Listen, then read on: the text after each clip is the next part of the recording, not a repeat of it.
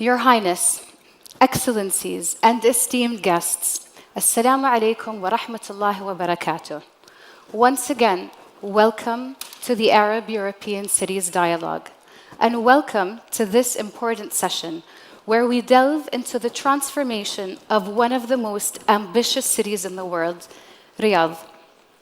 This city is not only expanding, it's being reimagined as a global capital of culture, entertainment, and quality of life. There's a palpable energy in Riyadh today, a sense of optimism, creativity, and purpose that's shaping everything from the city's skyline to its social fabric. We embarked on this bold journey with Vision 2030 several years ago, under the leadership of the custodian of the two holy mosques, His Majesty King Salman bin Abdulaziz Al Saud, and the Crown Prince and Prime Minister, His Royal Highness Prince Mohammed bin Salman bin Abdulaziz Al Saud. Today, the vision is no longer an abstract ambition. Its impact is tangible. It's visible across Riyadh and the kingdom. And most importantly, we are already living the transformation it set in motion. From the cultural depth of Dir'iyah, the ambience of sporting, artistic, entertainment, and cultural activities offered by the Sports Boulevard, to the unwavering efforts to nurture King Salman Park's beauty, each of these projects is a cornerstone of Riyadh's dynamism. These are not just real estate or urban developments. They're catalysts of economic diversification, job creation, and celebration of Saudi heritage and contemporary culture. This session reflects the spirit of the Arab-European Cities Dialogue, a platform built to nurture cooperation, share expertise, and build bridges between urban leaders across regions. Riyadh's transformation is not happening in isolation. It's part of a wider conversation about how cities in the Arab world and Europe alike can learn from one another, innovate together, and respond to shared challenges with bold, people and community-centered design. Today, we're going to explore how each of these initiatives is shaping Riyadh's future, and more importantly, how they make Riyadh not just a bigger city, but a city designed for a better quality of life for everyone who calls it home and visitors alike. We are fortunate to be joined by a truly exceptional panel. Each leader brings deep expertise and plays a pivotal role in accelerating Riyadh's transformation. I encourage you to share questions as they come to mind. We'll have a QR code on the screens for you, so please do ask the hard questions. Let's begin with Dir'iyah, the birthplace of the kingdom and home to At-Tarif, a UNESCO World Heritage Site. Before we hear from our first speaker, let's take a moment to watch a short clip about this historic and visionary effort.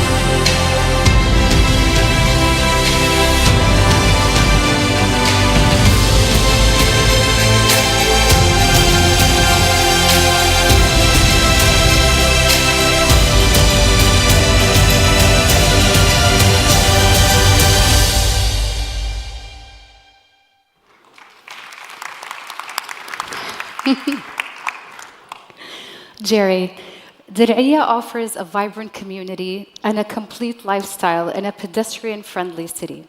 How are you balancing heritage preservation with modern urban development? Assalamu alaikum. Thank you, everyone, for being here. If you will allow me to take 30 seconds to extend my gratitude, our reverence, and our actual affection and love for our beloved mayor, Prince Faisal, his extraordinary leadership of what Riyadh is now, joining all the CEOs together of all the giga projects, including the amazing work that our colleagues are doing at RC, his very inspirational leadership to allow us to host what is going to be the greatest World Expo ever in 2030. But Your Highness, thank you for your leadership. All of us are very, very inspired to work under your thoughtful leadership of this great G20 city, which will be unrecognizable by 2030, particularly in His Royal Highness's vision and His Highness's vision about quality of life. Briefly, to answer your question, Diriyah is the birthplace of the kingdom.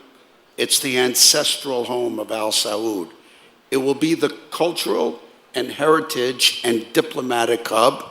We're all delighted to be here today. And when I leave, we have to go back because we have a certain president of the United States visiting Riyadh on Tuesday and Wednesday.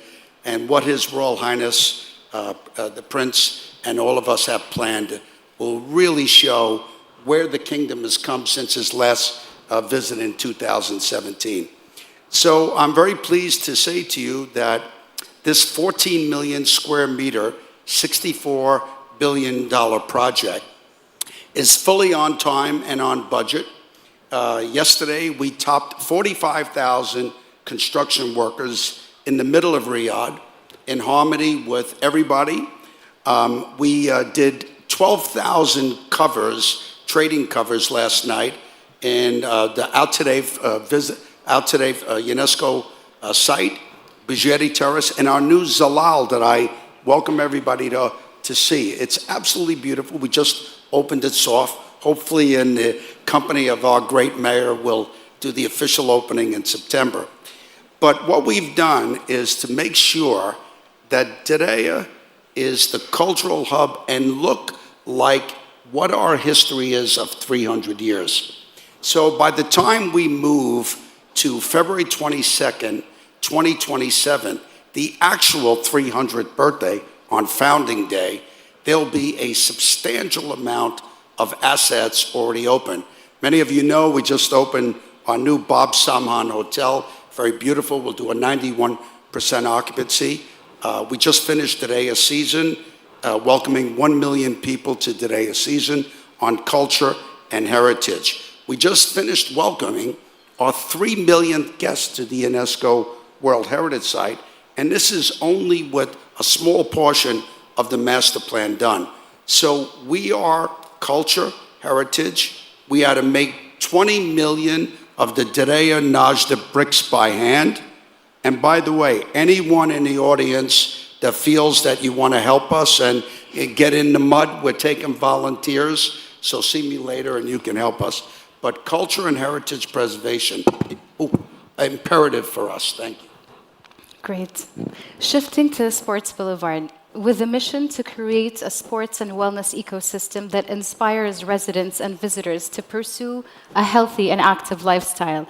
Let's get a glimpse of this transformative effort with this video.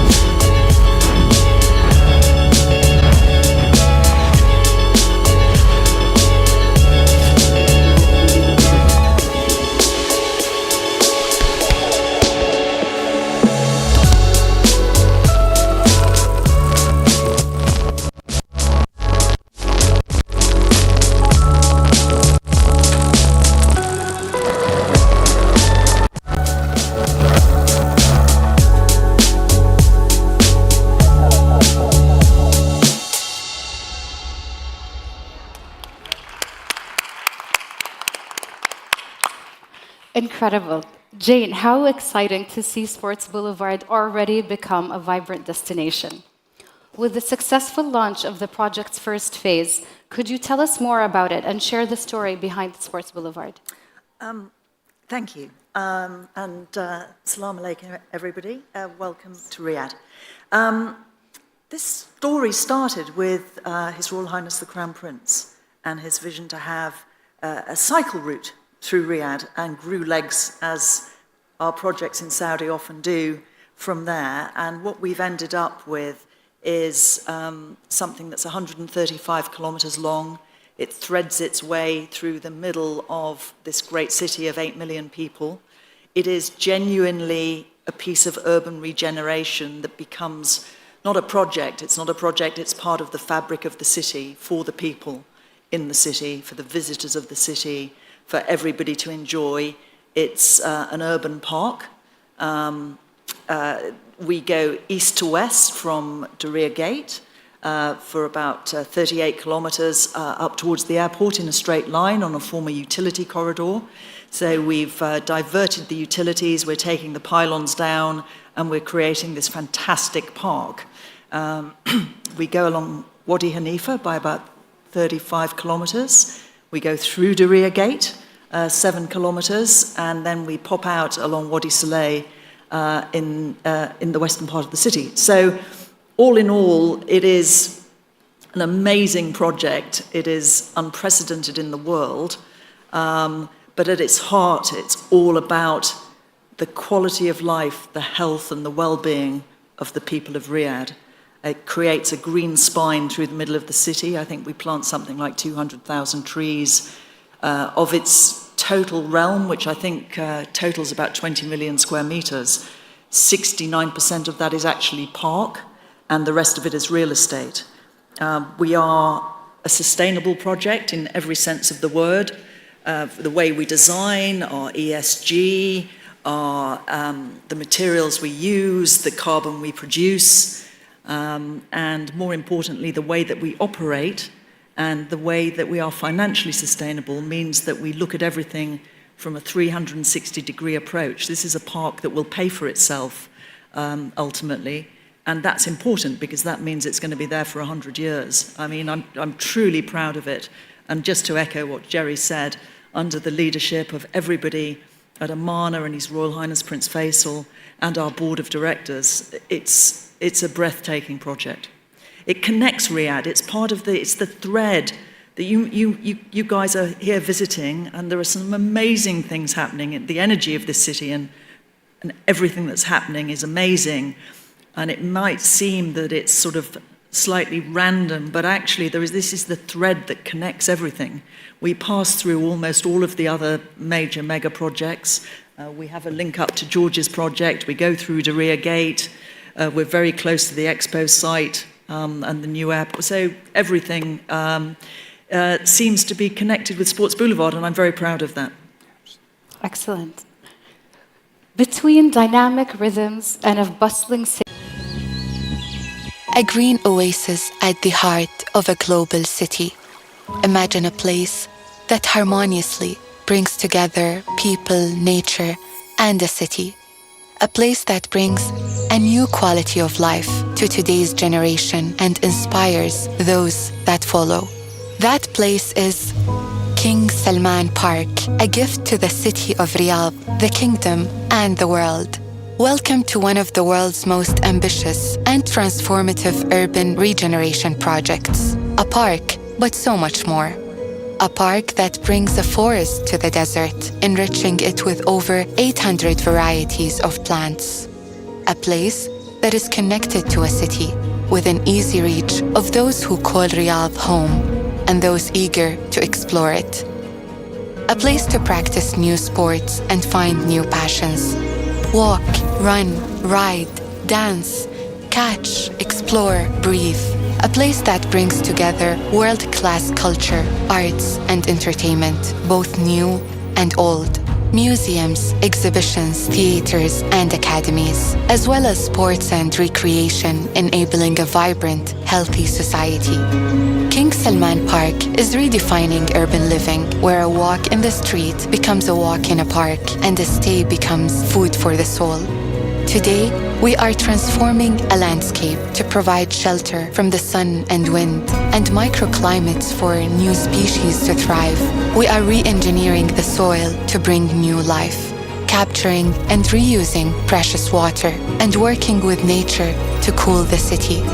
We are constructing world-class architecture to define place, welcoming all visitors of the park to house experiences, tell stories, and inspire fun.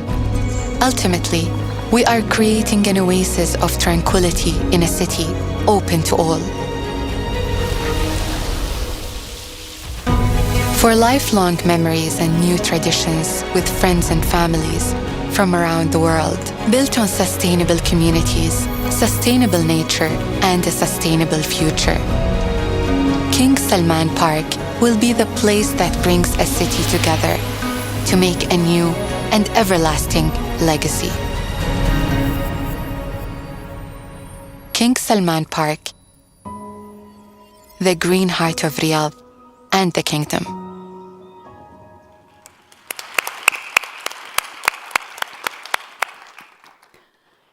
George, can you share the vision and story behind the park and how this initiative is evolving from being a concept to one of the world's largest urban parks soon to come? Sure. Be glad to. As is the case with all of these major projects, they all arise out of the vision, the 2030 vision, and which is, quite frankly, the most inspirational and aspirational strategic plan I've ever seen in my life. And I'm so thankful to be a part of it and participating in this amazing project with people such as those who you see on the stage here today. But I think at this early stage of a project, when you're still in construction, there's a lot of emphasis on the size of certain things, world's biggest this, world biggest that. But the truth is that I think it's going to be the character and the quality and the complementary nature of all of these projects that really is going to be the most outstanding aspect of what is happening here today. And so as we march forward and through construction and involved in figuring out how we're going to program everything that we're building, we're very much focused on bringing things in that are new and different and unique. Our board has been very clear to us that ordinary and routine is completely unacceptable. And so the way in which we're pursuing things that will bring into King Salman Park is something, again, that I've never seen before. And as all these pieces start to come together and people get to see exactly what each of these projects are going to be, how they function together, and how it's going to transform Riyadh and the kingdom, I think that even though hopes are high and expectation is great, and we're going to bring things and opportunities to this city that prior to that point, somebody would have to get on an airplane or travel a distance to experience it. And a lot of what we're going to be including will serve as like an incubator for different activities or the improvement of health of people who live and work here. And so it's expanding the range of opportunities that what people can do in this market. And it's going to provide, as I say, a really enhanced quality of life for all of the people who are able to experience King Salman Park. Great. You all actually touched on sustainability, so I'd like to dig a little bit deeper. And Jerry, back to you. Sustainability has been a common thread, as you mentioned, Jane, between these phenomenal initiatives. So what strategies are being implemented to ensure long-term sustainability and livability for residents and visitors within the Dir'iyah Master Plan? Yes, well, obviously sustainability is multi-layered, as you know. So His Royal Highness's vision was in a 14 million square meter development, especially centered around the UNESCO heritage site. I would like to do what's in Vision 2030, and I would like to have everybody our citizens of Diriyah, our citizens of Riyadh, all our Saudi citizens, all our visitors, to be outdoors and enjoy, but to be outdoors at least 3 times a week in sport activity with the brilliant job Jane is doing, picnicking, walking, bicycling, horse trails. So just small things like, even though they're giant in engineering, in order to make the city walkable, His Royal Highness didn't want Diriyah as a city to be predictable, like the genius of Manhattan, where you have avenues and streets. He wanted Diriyah 1 to be where you can explore like a Florence or a Marrakesh. But he didn't want to have the kinetic congestion of a Cairo or a Rome.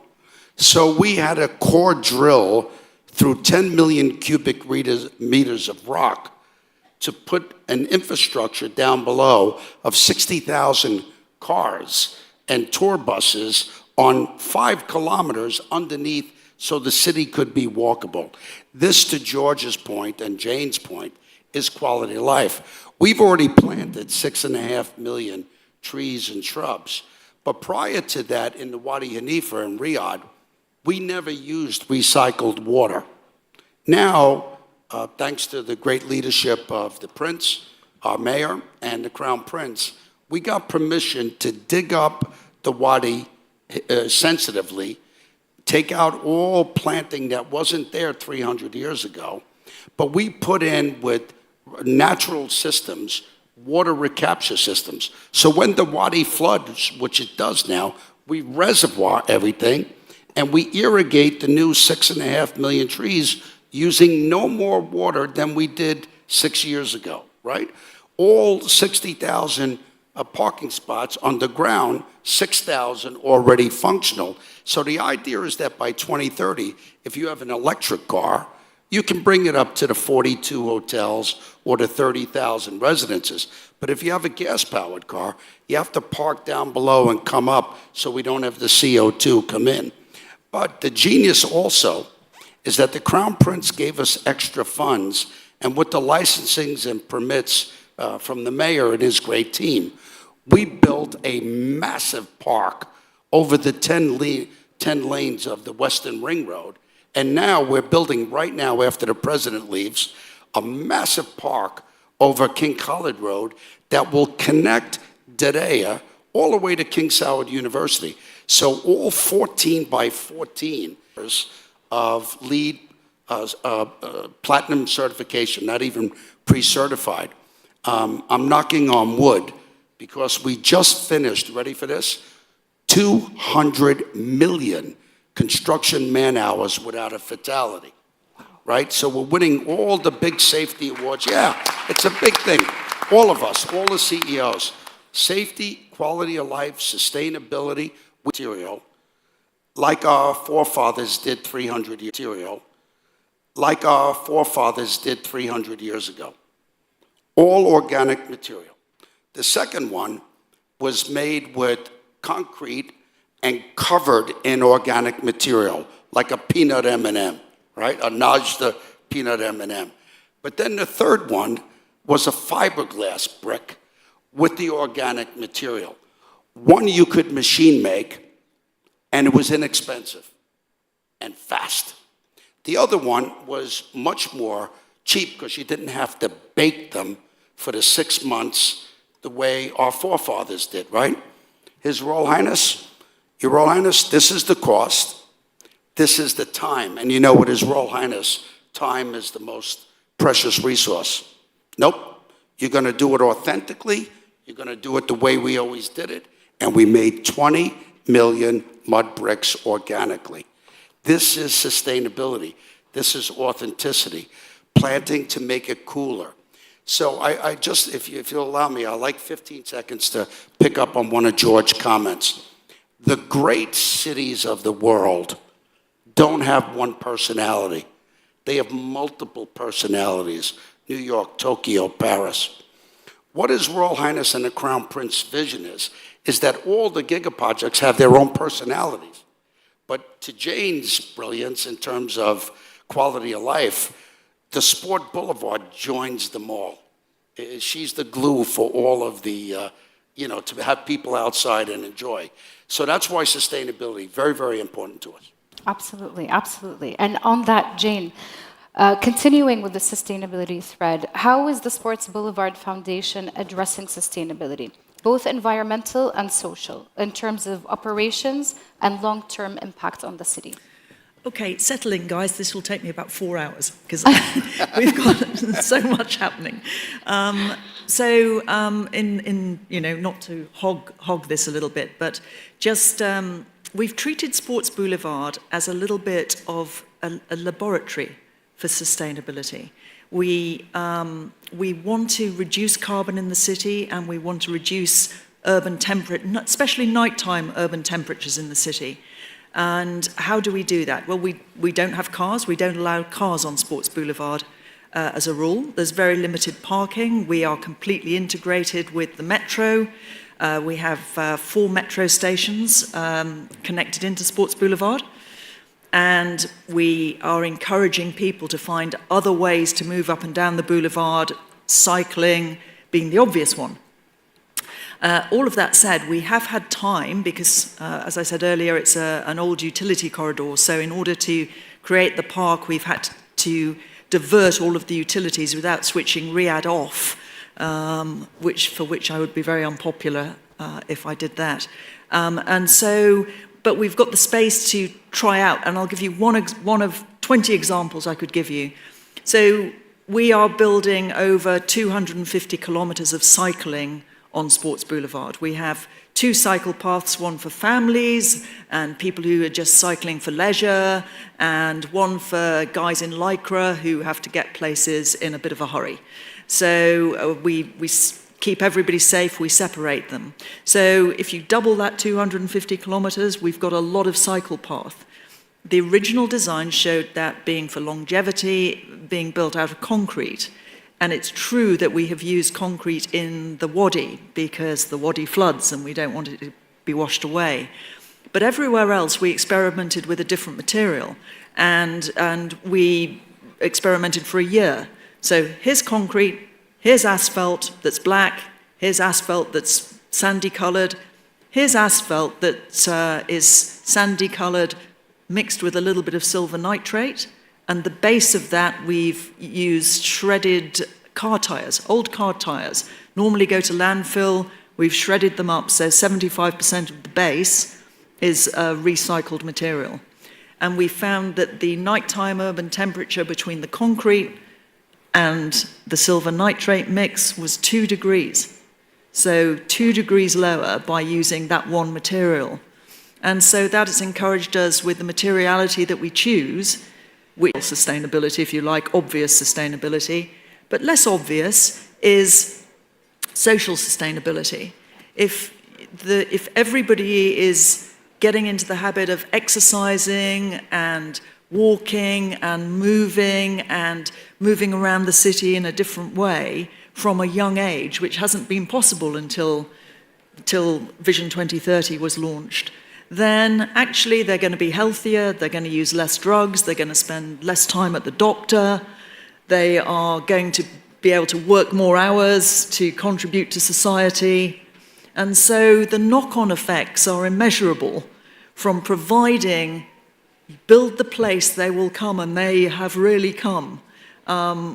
We opened the first district of Sports Boulevard at 20 kilometers in Wadi Hanifa. I won't even get into our Sand Sports Park, which is absolutely the most fantastic thing ever. But the urban part of that, if we include our 7 kilometers through Diriyah Gate, amounts to about 12 kilometers, of which 4 are in the middle of the city. And we thought we might get about 10,000 people a week using it. It's the narrowest part of the site, so...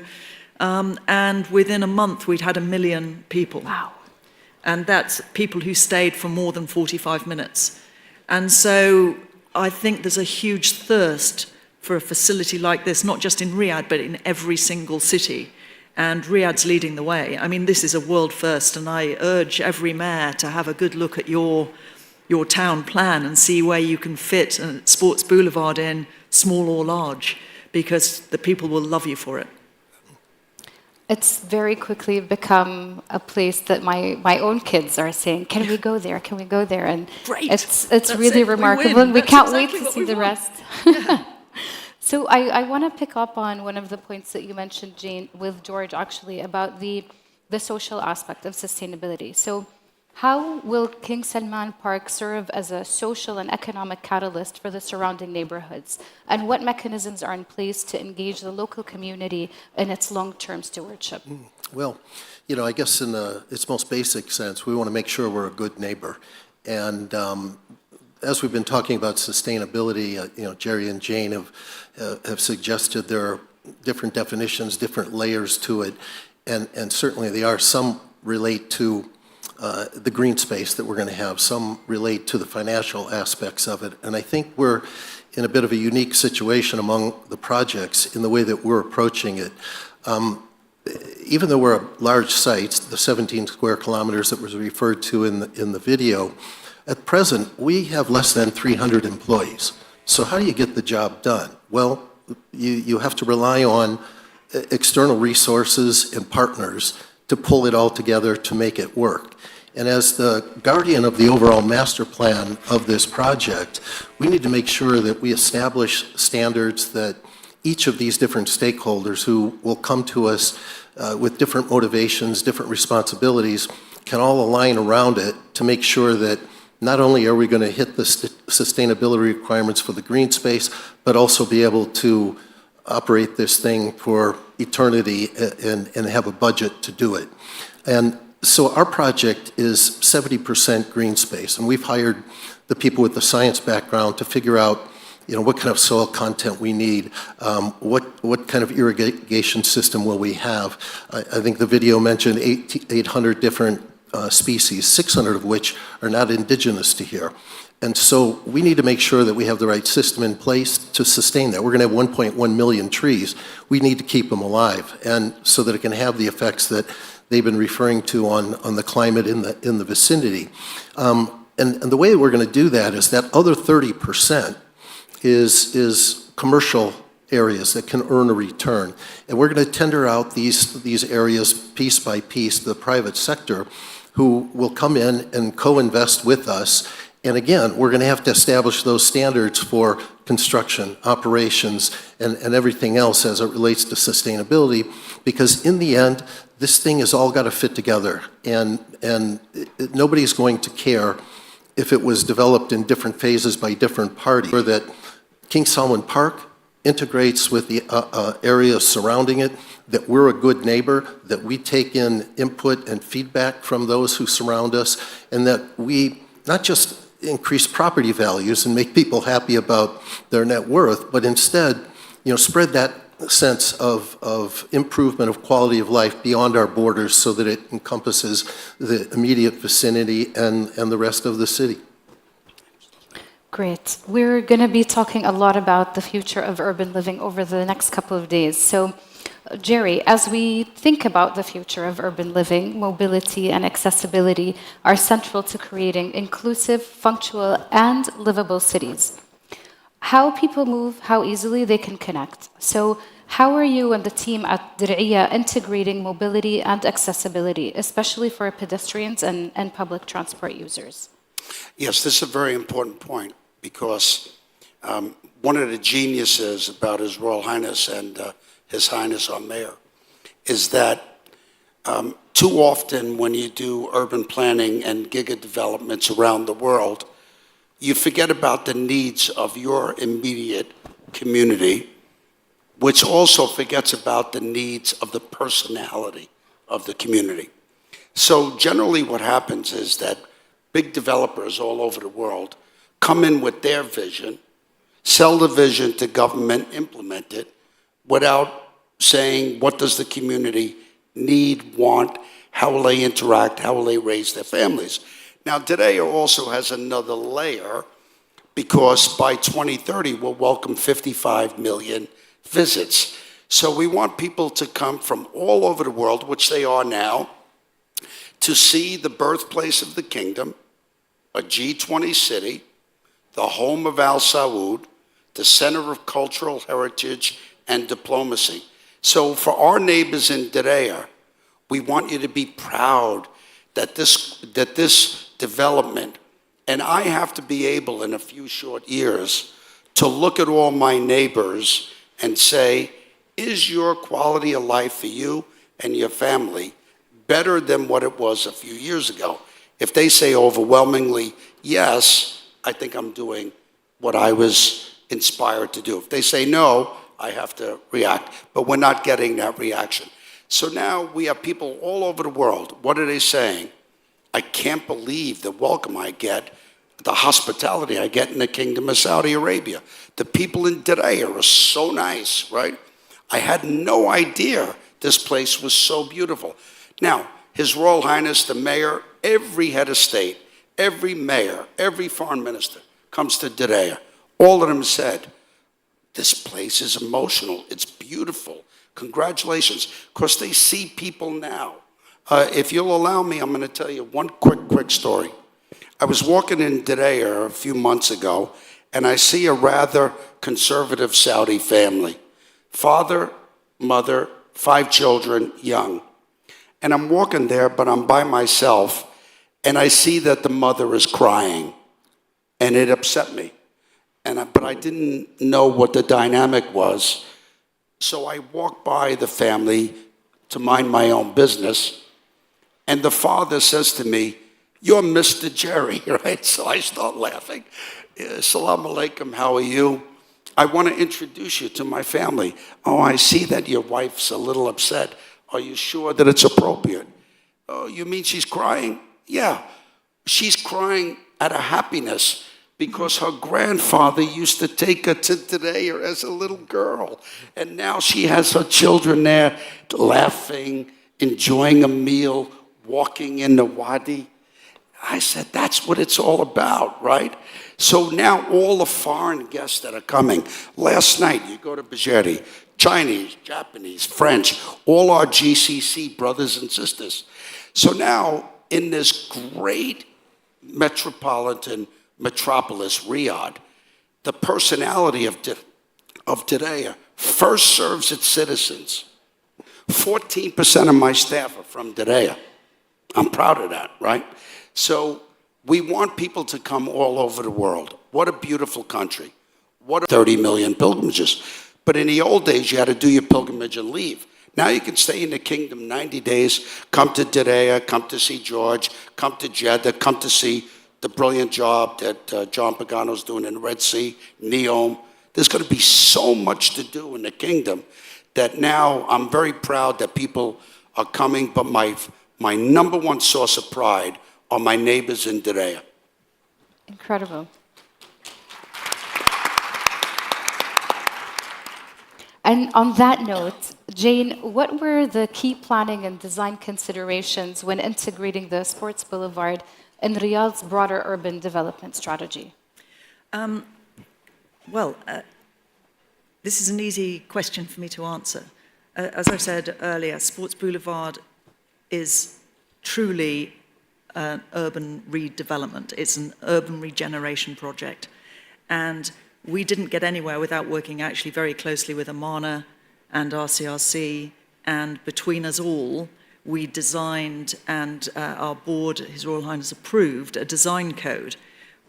So in effect, Sports Boulevard, the most urban part of it, as I said, runs from Diriyah up to Wadi Saleh up by the airport in a very straight line, straight through the middle, east-west of the city.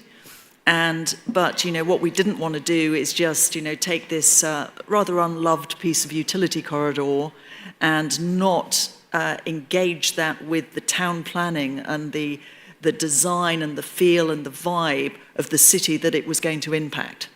And so we worked very hard and we pulled a design code together, which to a lesser or greater degree, depending on how close you are to the boulevard, is applicable to anybody who wishes to develop, even from sticking another floor on your house to actually building a huge business park or whatever it may be. whatever you're developing, you need to get the approval of the Design Code Studio.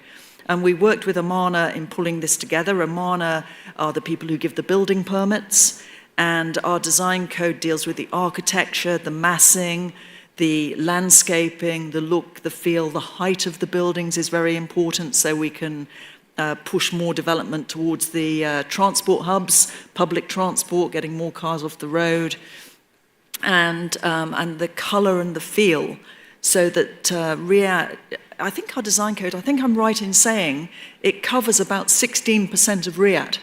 So it goes a kilometre, as I say, to a greater or lesser degree, either side of Sports Boulevard. So Sports Boulevard pushes its influence out across a huge part of Riyadh.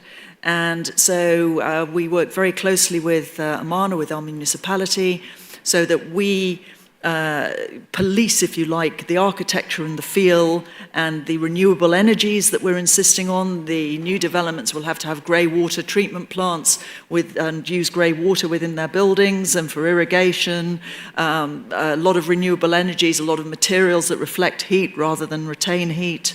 And then Amana take that over from us and make sure that that is exactly what is delivered, and also have, like any city authority, have a complete say about, is this the right thing for this part of the city, and we're very much a partner with them, and RCRC from their authority and their aspect as well. So we're like a three-legged stool in that respect. I think if one of the legs wasn't there, we might sort of wobble a little bit, but fortunately the legs are very well made. So it is influencing a large part of the look, feel, experience of Riyadh, so it becomes a walkable city, a lovely place to be throughout the whole city. Great, thank you. And building on that, George, for King Salman Park, how does the park, we heard a little bit about how the park contributes to Riyadh's vision, but what can you share with us at this early stage of the journey in terms of the urban challenges that you're directly addressing, and how do you see the opportunities from that? Yeah, I mean, it's, as we say, it's a very large project, so it has a global stature such as Riyadh does, that has such a centrally located piece of land of this scale and character that presents a blank canvas from which somebody can create something that is truly magical and will completely transform the character of the city. And this is one of the reasons why I was so attracted to this opportunity, because where else are you going to get this chance? And I feel like we're very fortunate to move forward with a great team, a great vision, and the issue is not so much are we going to be successful? The issue is how it is that we're going to optimize that success. And given the aspirational nature of the board's vision and the country's goals, I think we're positioned at a very special and unique time to bring something into this market that really couldn't be done anywhere else. And so for that reason, I think we should, those of us who work for King Salman Park Foundation should be, very grateful for that opportunity, and we look forward to delivering on expectations. We look forward to living that opportunity with you when ready. We have a few minutes left, so I'd just like to ask a single question to all of you. We have people from all over the world with us today. What is one message you'd like to share with them? Well, firstly, I'd like to extend, not a message, more an offer. If there's any of you that have any time over the next couple of days and you would allow us to show you what we've done on Sports Boulevard, we'd be delighted if you reached out to us, and we can arrange that for you. I think, what we're doing for the people of this city is universal. It's not unique. And I think that, any citizen of any city would be very happy to look at a facility like this, which is for them and not for political reasons or not for any other reason. It is to give them an alternative way of living their life.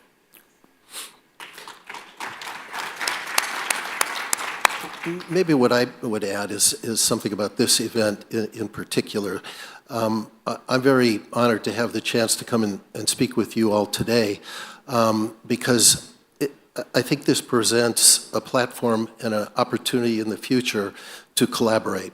I mean, a lot of what we're doing, the descriptions I've given is something that we're creating that is unique to this project or this environment. But the reality is that you all come from cities who face challenges of common interest to all of us. And it would be my hope that we can move forward from this conversation today and find ways to collaborate, share lessons learned, find ways that we can work together. Because, we focus now a lot on 2030, and it almost makes it sound like it's a finite vision. But the truth is, it's just a starting point. And after we get to that point, there's going to be an expanded vision and more opportunity to create great things for this country and the broader region and the world, quite frankly. And the best way that we can achieve all of that, I think, is through strong collaboration with people who are like-minded, have great experience, and put ourselves in a position where we can learn from each other.